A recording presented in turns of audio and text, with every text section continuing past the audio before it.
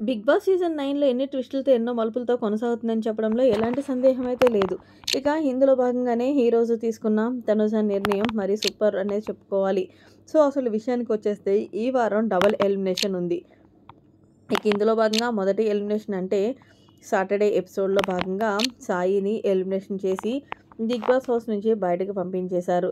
ఇక డబుల్ ఎలిమినేషన్‌లో భాగంగా రాము రాథోడ్, అలాగే భరణి వీళ్ళిద్దరిని పెట్టి తనుజ దగ్గర ఏదైతే పవర్ హస్త్ర ఇమ్యూనిటీ ఉందో అది యూజ్ చేస్తావా అంటూ వీకెండ్ వచ్చిన నాగార్జున గారు అడిగారు.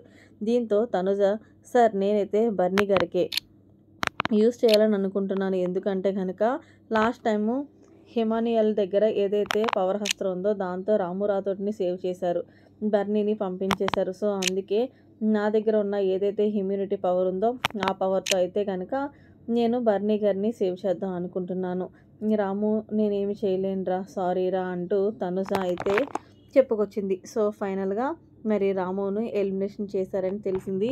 మరి ఏదేమైనా సరే తనుజ తన పవర్ హస్త్రం యూస్ చేసి బర్నీని కాపాడటం కరెక్ట్ అంటారా ఎలిమినేషన్ నుండి?